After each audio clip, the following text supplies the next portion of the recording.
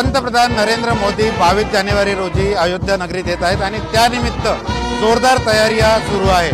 आपण जर का बघितलं तर या ठिकाणी हनुमानगढी चौकामध्ये पोलिसांचं हे बँड पथक आहे। या बँड पथकावर फक्त रामाचीच गाणी वाजवल्या जात आहेत। या समारोहाला आता 3 दिवस उरलेले आहेत, त्यामुळे उत्तर प्रदेश सरकारचा हा बँड नरेंद्र मोदी यांच्या स्वागतासाठी आतापासून ट्रायल घेत आहे।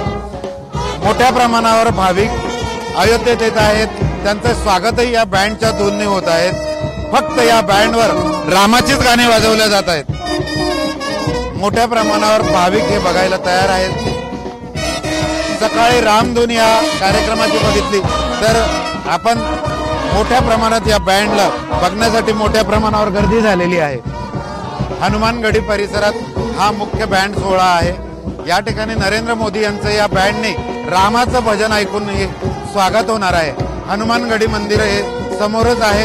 हनुमानगढी या मुख्य चौकामध्ये हा बँड आता सुरुवात झालेली आहे। याची ट्रायल आज होत आहे। थोड्याच वेळात योगी आदित्यनाथ या ठिकाणी पोहोचतील, त्यांचंही स्वागत या बँडच्या माध्यमातून रामधून वाजून करणार आहेत। त्यामुळे मोठ्या प्रमाणात आता तयाऱ्या सुरू झालेल्या आहेत। अयोध्या नगरीत सगळीकडे अशाच या तयारीचं चित्र आपल्याला आता दिसत आहे। कॅमेरामन शांताराम तायडेसह doctor Sanjay Mahajan, ABP Majha, Ayodhya. ABP माझा, उघडा डोळे बघा नीट।